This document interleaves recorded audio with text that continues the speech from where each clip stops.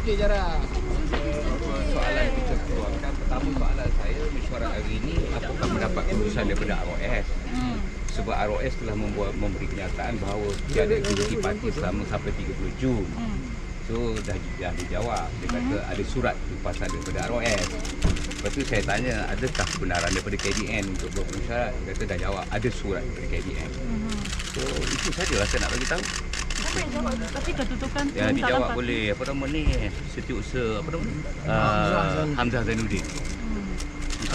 Tapi kedudukan Tun Masa belum selesai lagi sebab Saya rasa penting untuk kita benda-benda cakap. yang penting je yang boleh cakap. Tapi kalau nak berceramah dalam tu saya tak puji-memuji antara satu sama lain, saya tak nak tengok. Cuma kita fikirkan kenapa pemecatan berlaku. Tak ada dibuat secara minta penyerakan. jadi jawapan Semua reporter, saya ambil gambar ni. Saya kira yang paling penting kami 4 orang keluar kerana kami memprotes pada apa yang sedang berlaku. Di dalam itu ada 2 perkara yang paling saya kira kita tak boleh terima. Yang pertama di mana mereka ingin formalize pelucutan jawatan Tun, dan kedua mereka ingin formalize gabungan Perikatan Nasional. Bermaksudnya sebelum ni kita belum ada formal gabungan, which also means pasal yang mereka lucutkan jawatan Tun tu tak boleh terpakai. Jadi saya telah nyatakan pandangan saya, kita semua telah nyatakan pandangan kami. Kami merasakan bahawa ini tidak mengikut fasa-fasa dan peruntukan dalam perlembagaan parti dan perkara ini tidak betul. Jadi saya nampaknya kami takkan boleh jadi sebahagian daripada mesyuarat yang akan menentukan sama ada kita secara resminya melucutkan jawatan Tun, secara resminya menubuhkan Perikatan Nasional, sedangkan Parti Bersatu Malaysia ini tertubuhnya atas akar umbi. Pasal 12 parti mengatakan bahawa segala keputusan-keputusan dasar adalah melalui mesyuarat agung. Tak kisahlah ada yang kata takkan kita nak buat mesyuarat agung setiap kali nak buat keputusan dasar. Sebab itu kita ada EGM dan EGM. Kalau kata tak sempat buat EGM, setiap keputusan dasar perlu melalui EGM. Dulu PAS buat yang sama, UMNO buat sama waktu nak buat Mufakat Nasional. Kenapa bersatu hanya mengikut keputusan MPT? This is wrong. This is wrong. The party belongs to the people. Parti ini milik akar umbi. Ini bukan parti sekumpulan 30 orang yang berada di situ. Dan dalam 30 orang tu pun bila kita bersuara pun pandangan susah nak sampai. Saya kira tak ada ertilah kami duduk di situ. Jadi kami buat keputusan untuk keluar. So adakah Tan Sri Muhyiddin ada bagi kenyataan? Saya tak pasti. Itu tuan-tuan boleh tanya dah. Siapa di dalam meeting tadi? Itu tak apalah. Terima kasih Bagaimana suasana dalam meeting? Tak ada, harmoni, semua harmoni. Tegang, semua berjalan dengan baik. Tak ada masalah. Masih jalan ni meeting? Cuma kita hanya beberapa persoalan yang kita tanya, ke mana hala 7 bersatu akan datang dalam pilihan raya. Ya. Betul ke sedangkan UMNO kita tahu bahawa dia setia dengan Mufakat Nasional. Sedangkan kita kata ada di dalam Perikatan Nasional. Saya pun confused sebab ini parti bersatu, kami yang bangkitkan bersama, itu yang kami risau. Tapi ialah dijawab, dia kata dia dapat persepahaman daripada semua PAS, UMNO dan juga bersatu. Itu saja yang kita nak tahu. Sebab akar umbi bertanya, kita tak tahu. Saya mewakili akar umbi juga sebagai so itu je yang kita buat cakap. Tak, rahsia-rahsia yang lain itu kita tak boleh cakap lah. Okey? Terima kasih banyak. Tapi hari ini pun tidak selesai krisis dalam bersatu. Itu I don't know. Itu persepsi rakyat terpulang. Okey? Kira berapa pemimpin dalam tu? Termasuk Tan Sri Muhyiddin. Itu kira tanya. Saya tak boleh kira. Kami pun tak boleh kira. Rasa-rasa siapa yang dalam tu? Selain daripada Tan Sri Muhyiddin, siapa dalam tu? Yalah, biasalah yang dikata Setiausaha Agung. Sebenarnya tuan-tuan puan, sebenarnya yang menjadi isu besar kepada kita adalah ini. Perikatan Nasional belum lagi dipersetujui oleh MPT Bersatu sebagai satu gagasan atau gabungan yang kita akan sertai. Dalam mesyuarat 23 dan 24 bulan Februari, dalam kedua-dua mesyuarat tersebut, MPT tidak memutuskan menyertai Perikatan Nasional. Masa telah berlalu, perkara telah berlaku, tetapi sehingga hari ini, inilah kali pertama dipanggilnya mesyuarat MPT. Yang dipertikaikan sekarang adalah ini. Kalaulah ingin dilucutkan keahlian Tun Mahathir Mohamad dengan 4 orang ahli parlimen yang lain, seharusnya ia haruslah berlandaskan dengan tindakan-tindakan yang logik. Jadi dikatakan ia kerana menyertai parti yang lain ataupun menyertai kumpulan pembangkang yang berlawanan dengan kerajaan yang dipelopori oleh Parti Bersatu. Tapi masalahnya, kita tidak pernah bersetuju untuk menyertai Perikatan Nasional. Dan Parti Bersatu tidak ada apa-apa minit mesyuarat walaupun dalam MPT apatah lagi AGM mensetujui bahawa kita menyertai Perikatan Nasional. Bagaimana yang kita boleh pula menghukum 5 ahli parlimen ini bila mereka mengambil keputusan untuk tidak duduk bersama dengan Perikatan Nasional? Malah isu ini agak menimbulkan kecurigaan dan juga kemusykilan dan kegusaran ahli juga kerana ia memberikan tanda tanya.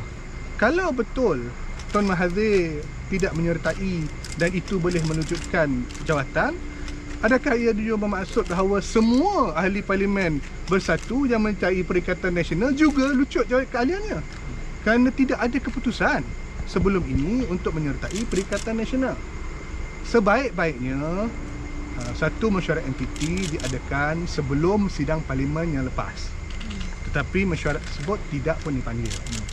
Bila mula mungkin dicuba, ada usaha untuk memanggil tapi telah dibatalkan. Seharusnya pada masa itulah berlaku perdebatan dan pada waktu itulah kita sepatutnya mengambil keputusan.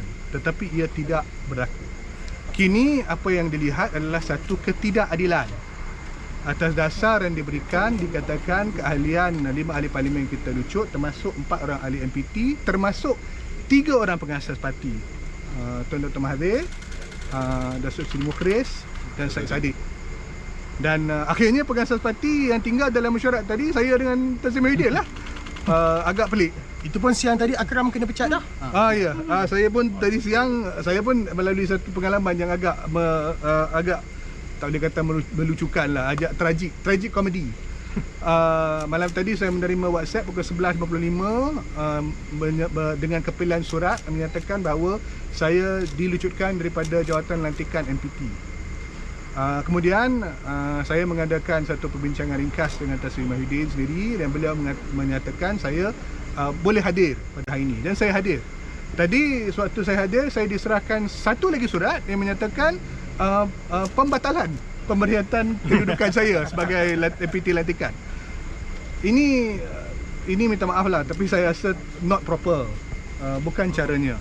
Dan sebagai seorang pengasas parti, saya mengharapkan lebih banyak rasa budi bahasa dan sopan santun daripada ditamatkan jawatan MPT dengan satu WhatsApp pukul 11.25 daripada Kapten Syaimi. Cukup tidak sesuai. Dan saya difahamkan bahawa surat pembatalan keahlian MPT saya sudah pun viral sebelum ini, dan maklum balas yang saya terima daripada kawan-kawan dalam politik dan luar politik adalah kelihatan seperti ada yang tak kena. Jadi inilah isu-isu yang itu, minta maaf, saya sebenarnya tak mau memberikan penekanan sangat hal itu sebab itu lebih menjurus pada peribadi saya. Tetapi kalau kita lihat dari segi perjalanan parti, ada banyak perkara-perkara yang kita risaukan. Saya dan majoriti besar Akar Umbi benar-benar mahukan 5 ahli parlimen ini kembali ke pangkuan bersatu. Kita mahukan seboleh-bolehnya MPT ini dihadiri oleh kesemua MPT, termasuk yang dikatakan bukan lagi ahli, supaya boleh kita sendiri bertanyakan apakah masalah yang menyebabkan Tun Dr. Mahathir dan ahli-ahli lain tidak duduk bersama dengan Perikatan Nasional. Dan itu sepatutnya menjadi sebahagian daripada debat kita, kenapakah dan bagaimanakah hala tuju parti. Did you come to represent what you call Tun today? No. Did you discuss with Tun before you came? No. Do you accept that your pembatalan or do you accept your revocation of Well, re-election of you? I actually sebenarnya saya sebenarnya merujuk beberapa pihak. Bila sebab kita dulu sewaktu kita menubuhkan parti, kita tak ada apa-apa AGM. Jadi diberi allocation. Okeylah, MPT kalau ikut perlembagaan ada yang dipilih dan ada yang dilantik. Saya tak dirujuk, tapi saya diletakkan sebagai antara yang dilantik, bukan dipilih. Jadi boleh digugurkan pada bila-bila masa oleh kepimpinan. Tetapi saya terima sebab dari segi strateginya kita faham, kalau ada tokoh yang besar nak masuk parti, saya sedia berundur untuk memberi ruangan. Jadi itulah strategi di sebaliknya. Tetapi tiba-tiba bila kita dapat juga kata kita digugurkan daripada lantikan tu, tak terkejutlah juga. So what do we do? Kita rujuk kawan-kawan, benda ni betul ke? Maklum balas awal adalah sebenarnya mereka heran dengan caranya yang diberikan. Ramai yang kata mungkin expected kerana saya kritikal dengan keadaan parti sekarang. Tetapi juga maklum balas yang sama diberikan adalah mereka terkejut dengan cara ia diputuskan dan dimaklumkan kepada saya. Kita belum lagi pada masa itu membincang tentang sama ada legal atau tidak. Tiba-tiba malam ni dikatakan dibatalkan pelucutan jawatan saya. Jadi tak apalah. Jadi pada saya dah mood case lah. Tapi kalau esok dilucutkan balik, Allahualam lah. Jadi isu balik lah kan. Okay, tak apa. Allahualam. Thank you. Tapi kita yang peliknya, kita ada bangunan bersatu. Kenapa nak mesyarakat sini? Lepas tu kedua, kita MPT pun kereta tak boleh masuk. Itu pun kita kongsi berempat. Jadi kita mesti ingat kita semua ni penaja. Ha. Waktu penaja ni kita tak boleh buat apa-apa keputusan sebab kita dah buat apa-apa pemilihan, dah masuk pemilihan. So apa keputusan ni saya rasa tak sah. Basically sekarang ni semua MPT adalah caretaker lah. Sebab bila kita dah kita dah hantar borang pencalonan, maka sebenarnya telah dibubarkan semua jawatan kuasa di pusat. Bila jawatan kuasa di pusat telah dibubarkan, yang ada sekarang ni adalah caretaker. Seperti caretaker government, you tak boleh buat keputusan dasar.